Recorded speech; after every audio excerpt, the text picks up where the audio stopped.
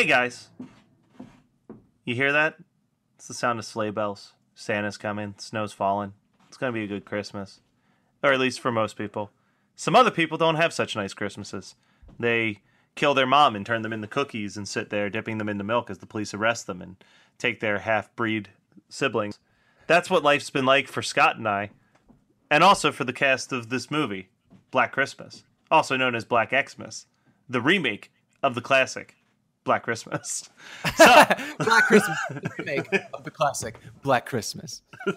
As far as remakes of legendary horror flicks go, this is one of the few that we would actually discuss on the podcast. Because it's not terrible. It's entertaining. Yeah, it's not terrible, but it is terrible. Like it's one of those things where it's like, this movie is bad in almost every way imaginable, and that's what makes it so fun to watch. Like, are you kidding me? I love this movie. I think I was the one that was like, "Hey, let's do that," and you're like, "Are you sure?" I'm like, "Yeah, let's do that." I love this movie. I remember it differently. I remember that I said, "Hey, man, you know what we should do for Christmas?" And I had this in the back of my head, and you were like, Black Christmas, the remake? And I was like, fuck yeah, we should. Okay, so we were both right. Okay, yeah. Good. So the biggest thing, I have a bunch of notes, but like 90% of the notes are just detailing different kills. Yep. So to sum up, most slasher flicks, though. Yeah. This one, the big thing is that I have a note that is in all caps about midway through the movie that just says, this movie is brutal. Like, these deaths are vicious. Like, there's that bag over the head, and the pen goes in the eyeball, and corkscrew. Oh, the corkscrew. Oh my god. And there's like the absurd ones, like the death by candy cane or ice skate. So like, yeah, I like the candy cane kill. The ice skate kill, not so much. It's okay. I feel like that one is a little bit less interesting because I think I've seen some other ones that are skate kills. Oh, fucking Halloween H2O, man. Yeah. We get fucking Don John over there. He gets the skate in his face, and he's not banging Scott Johansson anymore. I forgot about that. That's right. That's like the first kill in Halloween H2O. Yeah, I only remember that because I watched it the first week of November because I didn't have time to watch it in October. Yeah, I haven't watched it since October when we were originally supposed to record this, and then it got pushed back. So I'm pulling from a lot of memory, and I'm trying to remember if this is actually a quote or a joke that I wrote that says, "It tastes like chicken because it's chicken." No, that's a direct quote. Okay. It's when what's the name of the killer in this movie? The guy that's in the is it Billy? Billy, yeah, Billy, whatever his name is. We really should do better notes for actual things that happen in the fucking movie. Anyway, so Billy, what's his face? Was put in the slammer something like 20 years ago or something like that, and it's because he killed his family and then he cut the skin off of his mom's back and made cookies with it, and then was dipping them in milk and eating them when the police arrived. And so the joke there is that the guards fuck with him all the time, and they're like, because it's supposed to be that his mom's skin tasted like chicken because of whatever, and then but they like to make fun of him by like shaping. I think that they shape it like they shape like the chicken like the gingerbread men, like you see at the beginning when he's eating his mom's back skin.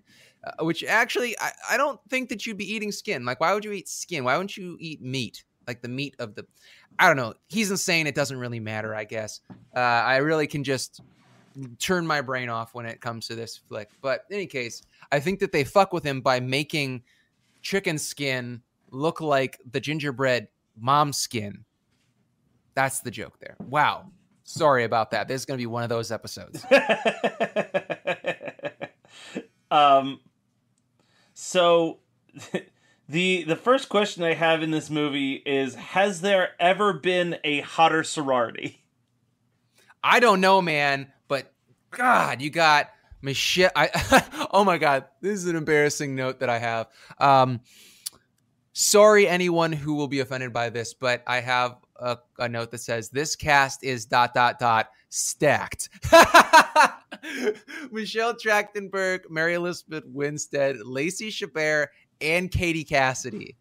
I mean, goddamn. Okay, so of all the hot ladies, who is your favorite? Probably Mary Elizabeth Winstead. I was going right? to say either Mary Elizabeth or Gretchen Wieners. It's tough between the two. Yeah, Lacey Chabert. I mean, Katie Cassidy is great because she was Black Canary on Arrow. But man, I gotta go with Lacey Chabert. She's so hot. But so the movie follows. What's crazy about this is usually when I'm bitching about bad remakes to horror movies, it's that they kind of just did a carbon copy of the entire movie, of the original film. And what I like about this particular movie is that they absolutely utilized the template that was placed in front of them from the original Black Christmas, but then built their own mythology, for better or for worse. And yeah, I agree. And I much prefer this mythology because it is so fucking gross. It's and it does. The only thing that I dislike, and this is the most I'll talk about the original, because I do really love the original Black Christmas. I don't like that any of the killers are revealed. I really like how eerie and creepy the ending of the original movie is, where it's just like, and they don't catch him, and that's just it. Like, and you never know who he is. You don't know anything about him. It's very much like the difference between like Mike Myers in Halloween versus Rob Zombie's Mike Myers, where it's like, I don't need Mike Myers' backstory. Like, I like him to be just this complete mystery that I know nothing about. The Shape. Exactly. That's how he should be. He shouldn't even be related to Jamie Lee Curtis. He should just be a beast. Because I always forget that didn't even come into play until the second movie. Like, the first movie, it's just a dude stalking a girl. Right. Well, I actually do like that he's her brother. It's just when you get to Halloween 4, and I know I talk about how much I love Halloween 4, but having Mike Myers going after his niece is just beyond the pale. It's just not good writing. I love Halloween 4. It's still my favorite Halloween flick, but it is just stupid. I'm okay with Mike Myers being related to Laurie Strode, but aside from that, I thought it's a cool reveal. Yeah. In Halloween 2. Like, I just watched Halloween 2 a couple weeks ago, obviously, for the month of Halloween. So, you know, I don't like Halloween 2, really, but I do really like that reveal in that movie. So, I don't know. That's my 2 cents on that. But I do like in the original Black Christmas that it's eerie. I think that's the difference, though, is that what these movies, what the original and this version kind of are great at is showing you what is the audience's desire, almost. Right? Well, it's almost like it's almost like if you do like those experiments where like you take a movie and you give the same screenplay to 2 different directors and tell them to just make whatever movie they feel like, and working with the same script, they could make 2 completely different movies. Like, it's very much the same script, but it's a very different movie. Like, one film focused on eeriness and suspense, and the other one focused on, like, as many gross kills as we could get into this thing. And the kills are really gross in this film. Like, I'm not saying that we don't watch a lot of stuff that turns my stomach, but man, there's so many eyeball. Oh, head and trauma eyeball, like out the wazoo. Yeah, it's really, you know, but that's the thing that doesn't gross me out about this movie, really. I mean, those are gross, but man, the incest is just fucking gross. It's just so gross. So let's talk about that for a quick second. Not necessarily the incest angle, but we do all of these flashbacks, and with like the weird. They're the best part of the movie. We do these flashbacks, and with the weird colors and the yellow skin, it's almost like Tim Burton presents Sin City in the movie. Like, it's just so wacky and dark and bizarre. Yeah, the flashbacks are awesome in this film. I do have a note here that I wanted to state to you, and I hope you understand this, because as much as I love you, Scott, that in a horror movie situation, I will leave your ass before I go back for anybody. Like, if I'm in a car and that car is running, you know what I'm not going to do? Shut off that car and run back inside to make sure you're okay. If you chose not to go out to that car with me, that's on you. So, like... I think that's because you and I have seen what happens when you let people let you get killed in movies. You know, like, it's just like, fuck you. It's every man for himself right now. Or a woman, as this film goes. Oh, yeah. I do like the fact that well, I mean, and maybe I'm forgetting a little bit, but because it's been a little bit since I watched this. I watched this way before last week's Miss December, but there aren't any like sexual kills in this movie, right? Not really. Everything's pretty much just fake head trauma, which is also kind of why I like it, because we have so many sexual assaults that we sit through for horror movie night, and I know that we talk about it constantly, but this is very refreshing because there's like sexual abuse in the flashbacks, but at least none of the kills are sexually related, because like there's so, oh my god, we just watch a lot of really, really twisted shit sometime. Well, most of the time. And this was kind of refreshing in that way. But the best part about this is that he is the victim of child abuse, but just decides he wants to murder everyone in the house. Yeah. That's all. He doesn't want to like make more baby monster humans that with yellow skin. He just wants to kill everyone. He is absolutely unstoppable for a regular human, by the way. Like, he doesn't have superhuman powers, but he takes a lot of damage. Well, it's actually his sister that takes most of the damage, right? Mostly. He's just hiding out. Is that this is a terrible question to ask. Is the sister's character played by a man? Yes. Yeah. Okay, good. I was hoping, because that is a heinous looking person. Yeah. And it's okay to say that because they were dressed up to look terrible. It's definitely a surreal, dark, disgusting movie. There's a scene where the girl's in the attic, and I'm trying to remember exactly the situation, but I have a note that just says, "Oh, damn it, they were supposed to fix this foreshadowing."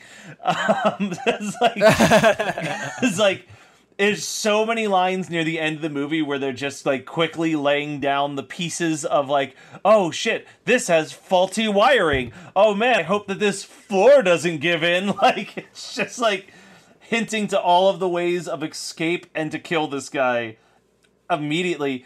And then, in like true Chucky Band style, not that he had anything to do with this movie, 10 minutes of credits.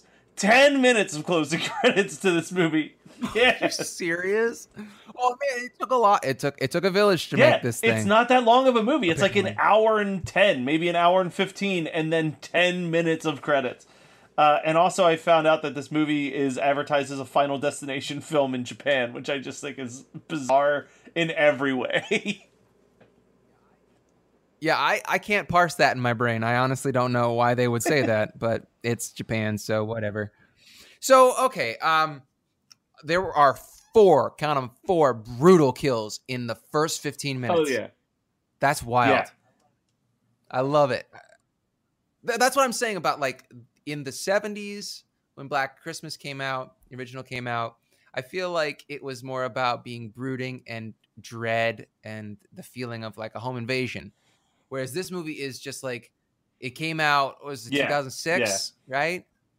And that was like torture porn, kind of really in your face gore. And this movie is definitely not torture porn, but it's like torture porn light, you know, where it does not cut away quickly from the awful shit that's happening to these humans' bodies, but it has a great sense of humor. Like, everybody's kind of unlikable. And there are a shit ton of red herrings because they're like, oh, is so-and-so the killer? No, he's just a piece of shit dude who's been sleeping with two of the girls, blah, blah, blah. But, man, nobody's likable, but you still feel bad when they get their eyeballs pulled out. It's just, and it just lingers on like an eyeball right in front of the camera, or somebody like chewing on an eyeball. I mean, in October we were talking about all the hand trauma. This movie makes up for any eyeball trauma we've been missing in the last 12 months. It is all packed into Black Xmas. But this movie honestly gets a bad rap because people are like, oh, it's a piece of shit because it's a remake. But it stands on its own, I really think. And that's why I really push for us to talk about it. Yeah, no, it's a fun one. It's almost a shame because I feel like the amount of fun Christmas horror movies that we have left to discuss are few and far between. They're either too good for us to discuss or just painfully god-awful now. Well, we still have a ton of Silent Night, Deadly Nights to talk about. Oh, boy. You get 12 months to dread which Jesus one I'm Christ. picking. Thanks, Scott. I love you. Is there anything else necessary? You usually have way more stuff. Go hog wild. Unleash. I do. All right, so here's my biggest problem with this film. Who toasts a marshmallow and then eats it fucking whole? That's not how you toast and eat marshmallows. Jesus Christ. All right, this is how you eat a marshmallow for anybody that's too fucking stupid not to figure it out. AKA everybody that gets killed in this movie. You take a marshmallow, you put it on your stick, you put it in the fire, you toast a little bit, then you let it burn, and then you take it out, you blow it off, you take the burnt part off. It's like you deglove the hideously burned outside of your marshmallow in the most gruesome way possible, imagining that you're taking the skin off of your foe, and then you eat that part, burn the shit out of your mouth, do it all over again until you have none left. Also, what kind of fucking pig eats a mallow in one bite? Like, are they playing Chubby Bunny? It just pisses me off so much. I love your rage, Scott. I love it. It's about the most asinine shit too. So there are 4 kills in the first 15 minutes, and then we get the fifth one, at 20 minutes, which is, they're coming hard and fast. I mean, it kind of piddles off a little bit later on, and you get like a bunch of chase scenes, which are pretty good. Honestly, I'm pretty impressed with the fact that they did a chase scene well, because so many chase scenes are me going at 2x just to get rid of because I know exactly what's going to happen next. There's no tension. But then we get we find out that the whole time there have been 2 killers, one inside, one outside. And Agnes is inside. That's the sister. She falls down inside the walls, and it looks so painful. Actually, there are 2 super painful. I don't want to say they're kills, but 2 painful injuries in this movie. It's Agnes falling down inside the wall, and then I think it's Agnes getting defibbed to the face. Or is it Billy? It's her. And then Billy comes, and then he gets impaled on the tree topper. It would have been so fitting, though, if they would have had Billy face plant into the tree topper so that he got his eyes knocked out, because that would have been like, a comeuppance for all the eye trauma in the movie. But maybe somebody was like, whoa, 6 eye traumas is good, but 7 is just, that's going to get an NC-17. I don't honestly know why they didn't do that, because it seems like such a no-brainer, Yeah. Anyway. Ridiculous. Yeah, but this movie's great, and I will argue that this is one of the better Christmas horror films out there. There is a lot of garbage. It's no Elves, but it's pretty damn good. Yeah, no, it's definitely one of the better Christmas ones, and it's one of the better remakes of a classic. 2 thumbs up for me. 2 eyeballs getting crunched around in my mouth for me. Hi, I'm Robert Bacon, and my friend Marie Maloney and I started a podcast called Adam Sandler, Please Stop. The entire thing is just trying to get you to cry, and I didn't cry until the end when we were talking about the youngest numbers. Sometimes we have a blast. I think it's Billy Zane. It's 100% Billy Zane. Most of the time it's awful. Chris Rock just got murdered. murdered. Not stabbed, murdered, or like real prison murdered. He He got got bombed. It is a complete retrospective of Adam Sandler films, past, present, and unfortunately future. a pineapple flying out of a car with dramatic music played over it. Explain to me how that's not comedy, Murray. So if you used to be a huge Adam Sandler fan like us, but not so much anymore, then this podcast is for you. We're free and on iTunes, Google Play, Stitcher, Pocket Cast, and on our website, AdamSandlerPleaseStop.com. So what did you watch this week? All right, so I watched a bunch of bad. I watched a couple odd things. Here's an odds and ends for you. So, on YouTube, I just went on a kind of a YouTube binge a couple weeks ago, and I watched Sometimes They Come Back, which was a made for TV movie based on a Stephen King short story.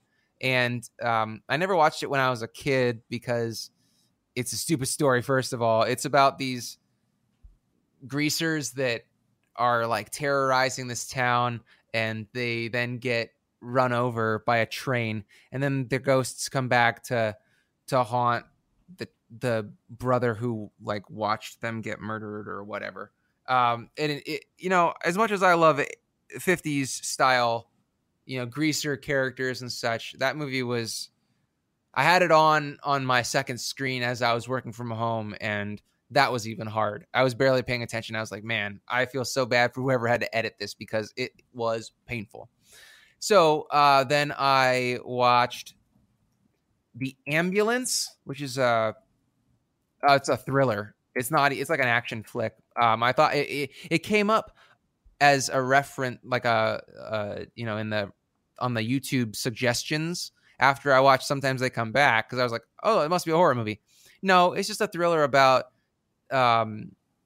this doctor in New York City. It's like an 80s thriller, early 90s. This doctor in New York City is like, he's got this ambulance that goes and it grabs people, and he's like trying to have some sort of diabetes cures. I don't know, some stupid bullshit.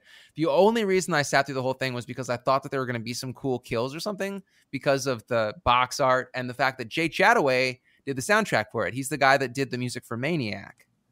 And so it's like, oh, it must be a horror movie. It wasn't. It was like an hour and 20 minutes of me just being like, is this over yet? Is this over yet? It was really, really bad. But the funny thing is that I then watched on Shudder Ban the Sadist Videos, which is a documentary about the video nasties in England in the or in the UK in the 80s. And they had a clip from The Ambulance. And I was like, but it's not a horror movie. It was such a weird, just a weird coincidence, because that was within the span of a couple days. It was so strange. But I wanted to mention two actual horror movies that I did enjoy. Well, one is topical and one is just worth mentioning. So the topical one is To All a Good Night, which is such a fucking shit movie. Like it's a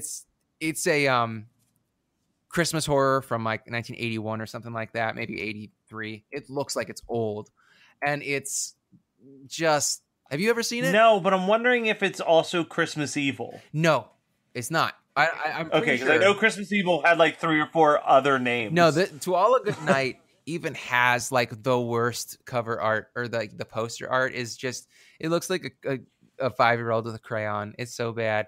But the concept of like, so Christmas Evil is a killer Santa, right? Well, sort of, but like not really. It's like a guy just kind of slowly going crazy at Christmas. Yeah. I do remember that one. It's not Christmas Evil. So To All a Good Night is a sorority murder movie where all these girls live in a sorority house, and like for whatever reason they're staying, or maybe they're about to leave for the Christmas vacation or what.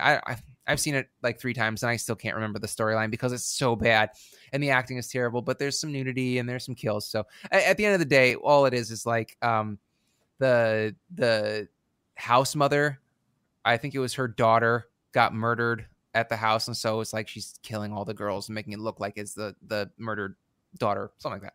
But I watched it. It's on It's on YouTube, and it's such a weird film because it's in California.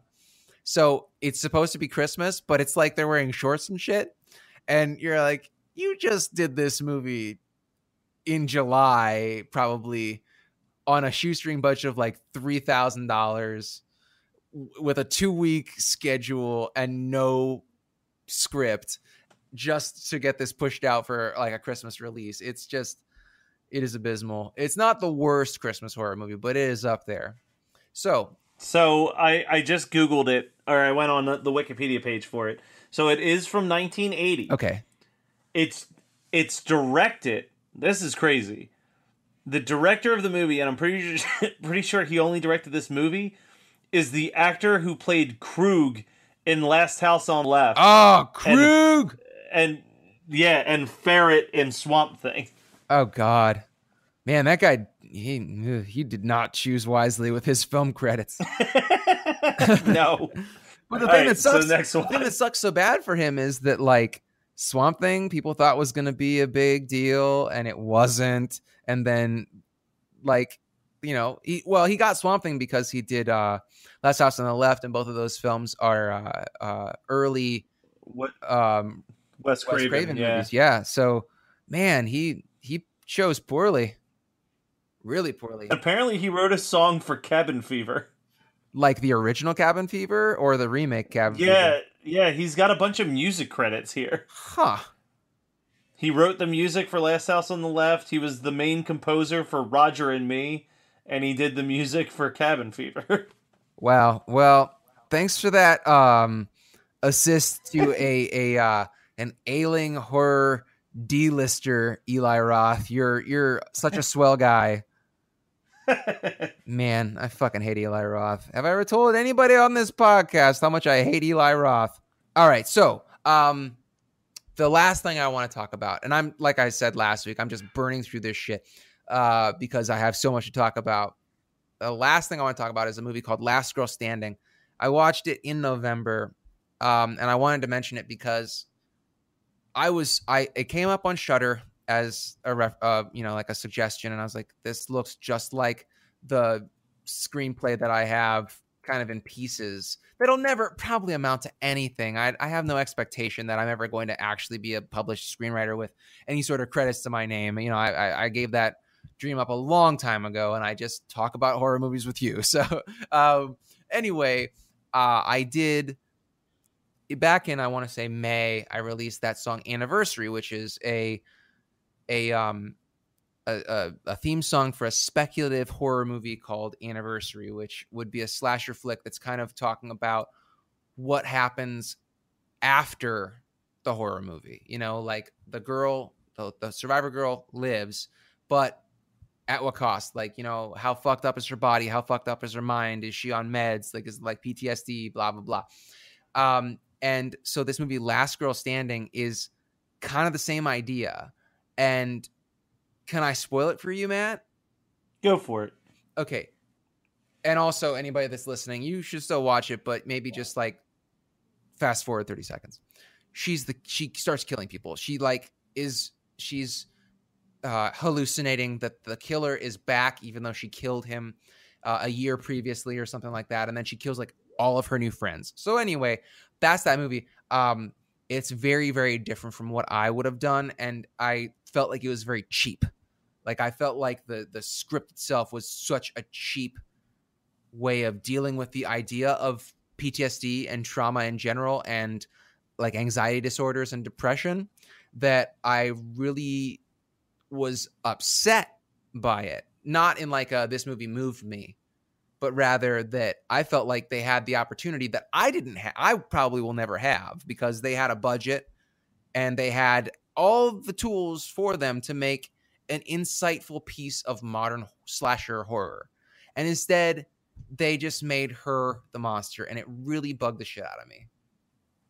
Yeah, that always sucks. I hate when, like, with all the things that I've written, there's always these times where I have this idea, and I think it's a great idea, and then someone else ends up doing a similar idea, and it feels like I can never decide which one sucks more when I watch the movie and I'm like, ah, fuck, they did this way better than I would have done it. Or when you watch it and you're like, well, they completely blew. It was a great premise that I could have done way better with. But now if I try, I'm just going to look like I'm ripping off this person. Like, Yeah, and that's happened to me before. Like, I wrote a serialized novella about a vigilante superhero. Of course I fucking did. Like, that, everybody should know that that's like right in my wheelhouse. But I did that, and then Kick-Ass came out, and I didn't know about the comic, but it felt so much like Megan and I went and saw that in the theater, and it felt so much like my story, and I just turned around and was like, fuck. So it's happened to me a couple times, probably not as often as it has for you, because you definitely are more seasoned with screenwriting and writing in general. You know, like what your plans were much more solidified than mine ever have been as far as that goes, because I'm kind of like all over the place with my creativity with music and stuff. But this is really honestly the first time I've felt not offended, but like kind of offended by my sensibilities were offended by it, because I feel like they cheapened what could have been a really great nuanced piece. You know, like a horror, we don't need in your face gross out horror. We have so much of that. That's why Get Out is such a great piece, because it has social commentary, and it's, you know, like, and maybe It Follows too. I didn't really like It Follows for a lot of reasons. yeah, I like It Follows for what it was trying to do more than what it actually did. Yes, that's the perfect way to say it. And you know, I think that but that's also me. That's like the way I've always felt about art, is that social commentary is so incredibly important. And if you kind of have that opportunity and that platform and you don't utilize it well, it just pisses me off. Yeah, because there's a ton of dudes trying to do the same thing that aren't getting nearly the opportunities that these guys are. Yeah. Anyway, so that's me. All right, so on a more upbeat note, Yeah. So as usual.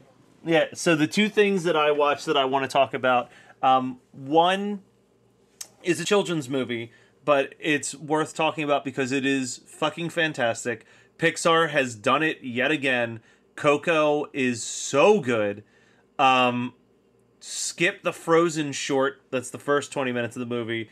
But, like, my God, was I crying my fucking eyes out during that movie.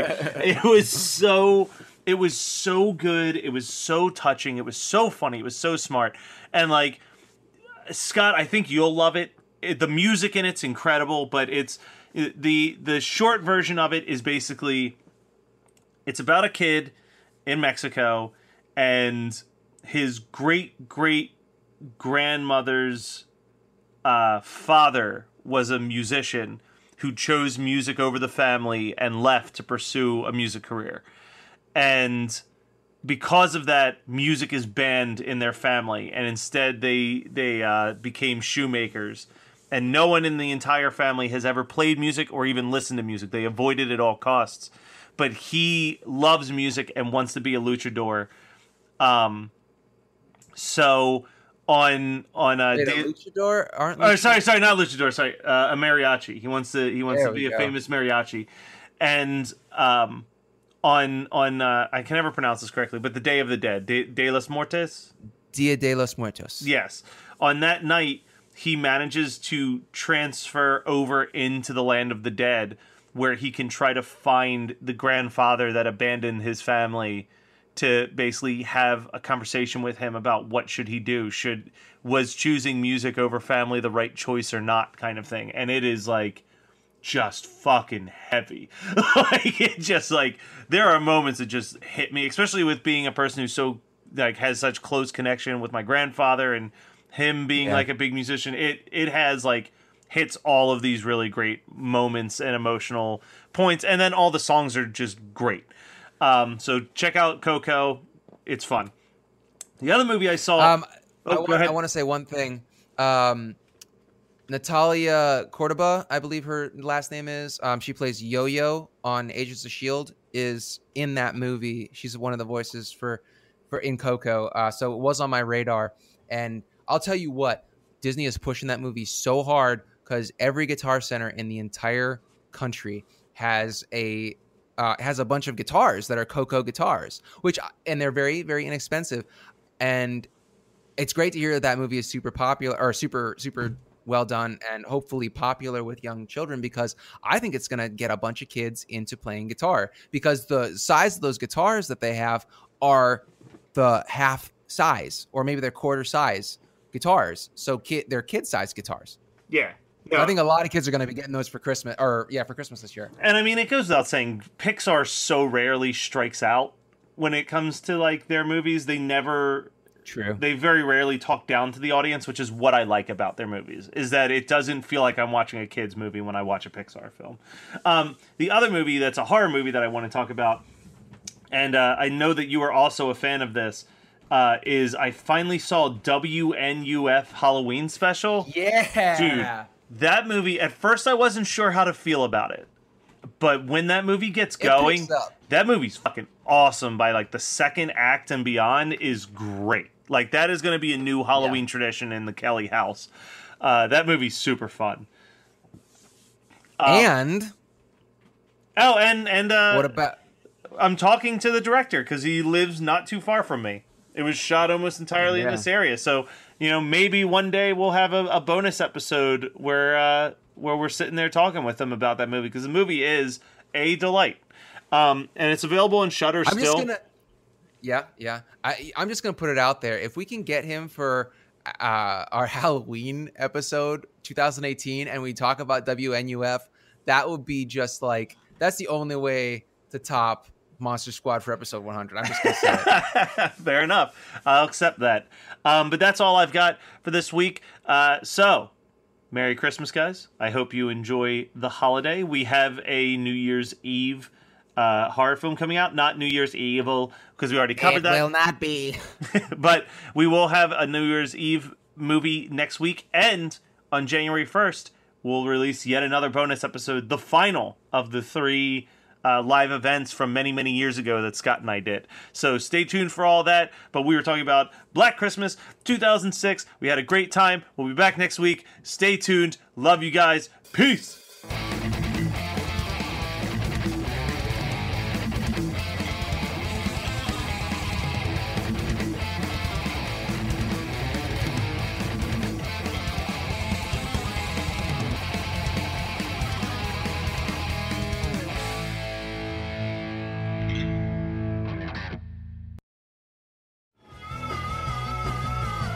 You're listening to the Geekscape Network.